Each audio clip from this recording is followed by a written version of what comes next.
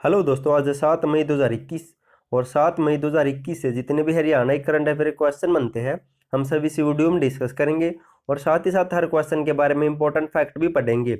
Last में आपके लिए क्वेश्चन है और आप इस करंट अफेयर की पीडीएफ फाइल को डिस्क्रिप्शन में दिए हुए लिंक से डाउनलोड कर सकते हैं।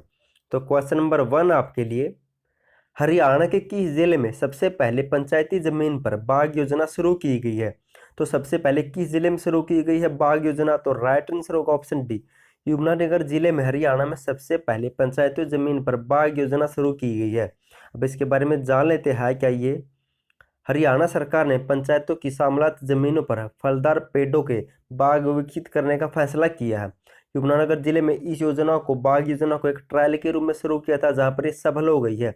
अब इसके बाद हरियाणा के अन्य जिलों में भी इस योजना को लागू किया जाएगा और वो जो भी वहां पर पेड़ या पौधे लगाए जाएंगे उनका रखरखाव किसान करेंगे या फिर पंचायत करेगी और उससे जो भी फलों से बिक्री होगी इनके उनसे पैसा कमा सकेंगे किसान और पंचायत। और उसके साथ ही एक इम्पोर्टेंट फैक्ट बता देता हूँ आपको, हरियाणा के पूर्व मुख्यमंत्री देवीलाल ने अपने कार्यकाल के दौरान वन विभाग के माध्यम से किसानों के लिए पेड़ लगाने की योजना भी शुरू की थी।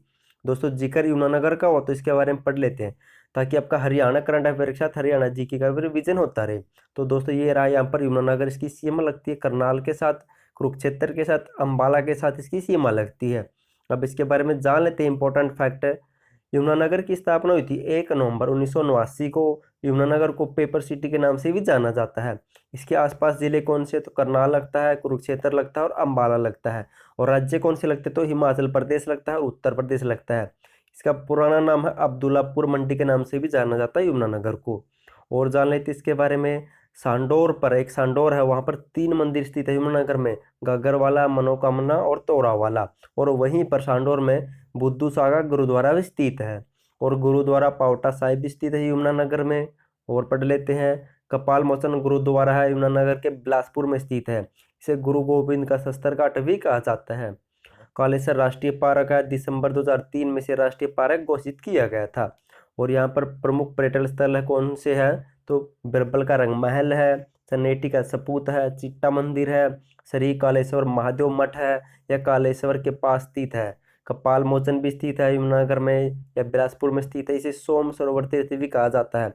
ये क्वेश्चन भी एचएसएससी के एग्जाम में पूछा जा चुका है। इसका अन्य नाम क्या है कपाल मोचन का?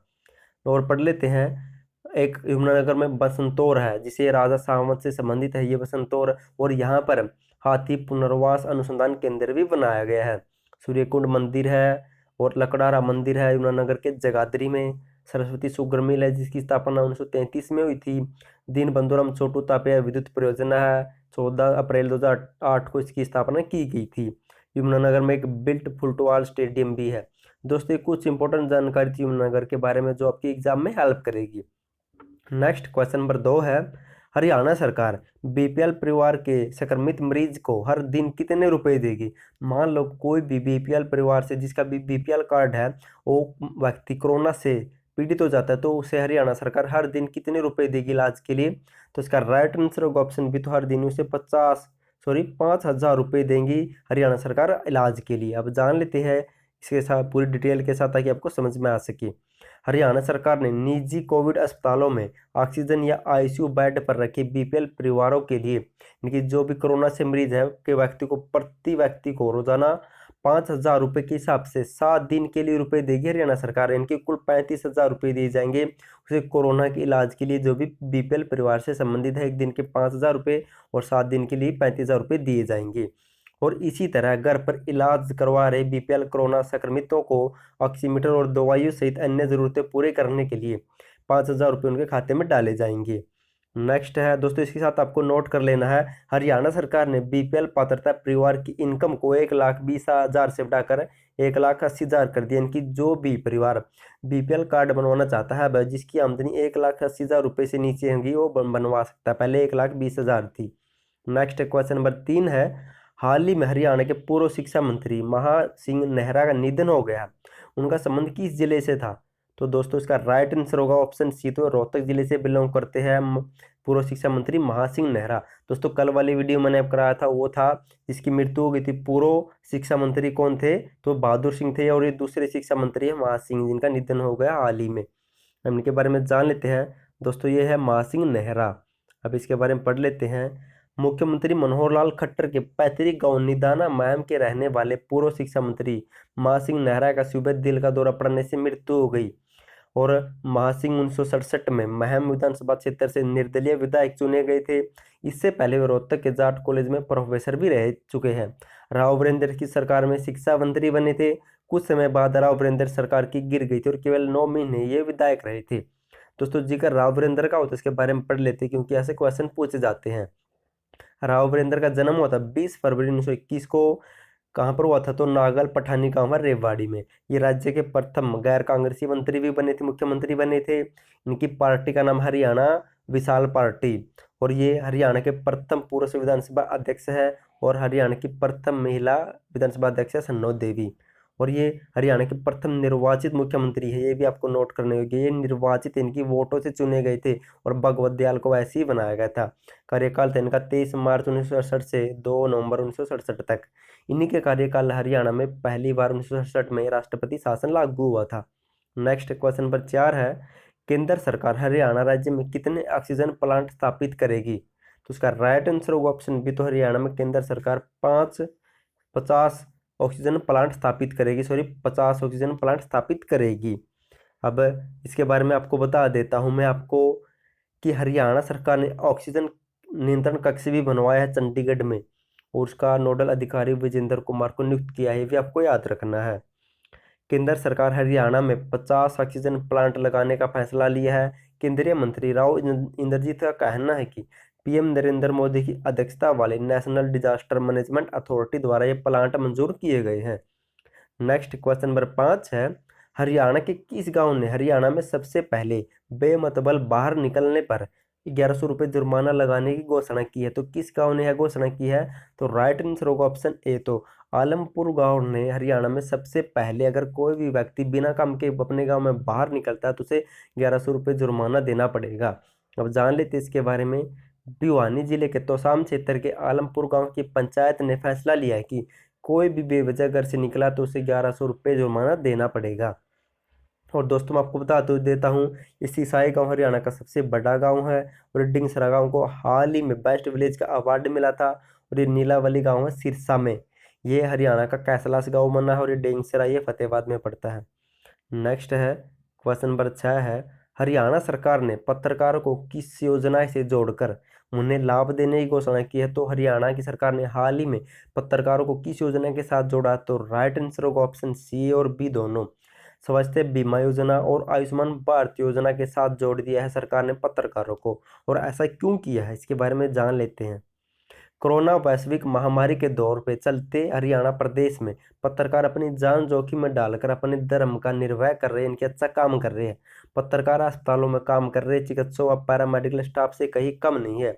ऐसे में वर्किंग जर्नलिस्ट को एक विशेष दर्जा देते हुए स्वास्थ्य मंत्री बीमा योजना के साथ साथ राज्य सरकार द्वारा पिछले विधानसभा स्तर में आयुष्मान भारत योजना के साथ भी लाभ देने की घोषणा की है। नेक्स्ट है क्वेश्चन नंबर 7 है, हरियाणा के किस जिले के श्री अटल बिहारी वाजपेयी मेडिकल कॉलेज में कोरोना के मरीजों के उपचार के लिए सेना ने टेक ओवर कर लिया है? इनकी सेना ने यहाँ पर अपनी जिम्मेवारी ले लिया। अब सेना ही यहाँ पर मरीजों का इलाज करेगी। तो किस जिले में पड़ता है? तो राइट आंसर होगा ऑप्शन ए, फरीदाबाद जिले के श्री अटल बिहारी वाजपेयी मेडिकल कॉलेज में। अब जान लेते इसके बारे में। फरीदाबाद जिले के गाँव छायसा में श्री अटल बिहारी वाजपेयी राजकीय मेडिकल कॉलेज में उपचार के लिए सेना द्वारा टेक ओवर कर लिया गया है। क्वेश्चन नंबर 8 है, हरियाणा राज्य के सभी सरकारी वाहनों को 2024 तक किस योजना के तहत इलेक्ट्रिक वाहनों में परिवर्तित किया जाएगा? मोस्ट इम्पोर्टेंट क्वेश्चन है, ये आपको याद रखना है। तो किस योजना के तहत जोड़ा जाएगा 2024 तक इलेक्ट्रिक वाहनों से? तो राइट आंसर होगा ऑप्शन बी, तो फेम योजना के साथ। आपको इसके बारे में फुल डिटेल के बताता हूँ। फुल डिटेल के साथ यहाँ से क्वेश्चन पूछा जा सकता है 100%। दोस्तों इससे पहले मैं आपको ये बता देता हूँ NME योजना क्या है, यानी कि national mission for electric mobility. ये 2011-12 में योजना लाई गई थी सरकार के द्वारा।